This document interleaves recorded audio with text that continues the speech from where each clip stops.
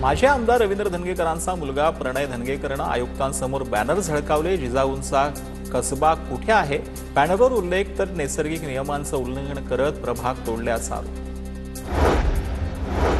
मुंबई महानगरपालिका निवडणुकांसाठी प्रशासन तयारीला लागलं। प्रारूप प्रभाग रचनेवरील हरकती आणि सूचनांवर दुसऱ्या दिवसांची सुनावणी। मुंबई महानगरपालिका आणि निवडणूक आयोग यांच्याकडून 3 दिवस सुनावणी होणार। परिवहन मंत्री प्रताप सरनाईकांच्या लोकदरबाराला ठाकरेंच्या शिवसेनेचा विरोध। वसई विरार महानगरपालिकेच्या सभागृहामध्ये मंत्री प्रताप सरनाईकांनी लोकदरबार ठेवला। ठाकरेंच्या शिवसेनेच्या कार्यकर्त्यांनी काळ्या फिती बांधून निषेध आंदोलन केलं। लालबागचा राजा चरणी अर्पण केलेल्या सोन्या चांदीचा वस्तूंचा लिलाव। लालबाग मार्केटमध्ये मंडळाकडून जाहीर लिलाव। 10 दिवसांच्या कालावधीत जवळपास 8 कोटी रुपये दानपेटीत जमा।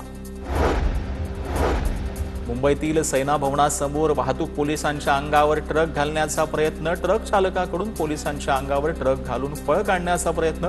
सुदैवानं वाहतूक पोलीस विश्वास बंडघर बचावले। छत्तीसगडच्या गरियाबादमध्ये सुरक्षा दल आणि नक्षलवाद्यांमध्ये चकमकीत 10 नक्षलवाद्यांचा खात्मा। 1 कोटींचं बक्षीस असणाऱ्या मनोज उर्फ मोडेम बाळकृष्ण याचा खात्मा।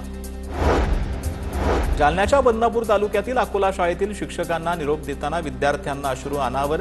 विद्यार्थ्यांसह पालकांना रडू कोसळलं। सुरेखा वनवे सानप यांची दुसऱ्या ठिकाणी बदली। पुण्यात मध्यरात्री प्रवाशांना लुटणाऱ्या आरोपींना बेड्या। लोणी काळभोळ पोलिसांनी एका अल्पवयीन आरोपीसह 3घांना केली अटक। आरोपींकडून मोबाईल फोन, रोख रक्कम, चोरीची ऑटो रिक्षा असा 3,42,200 रुपये किमतीचा मुद्देमाल जप्त।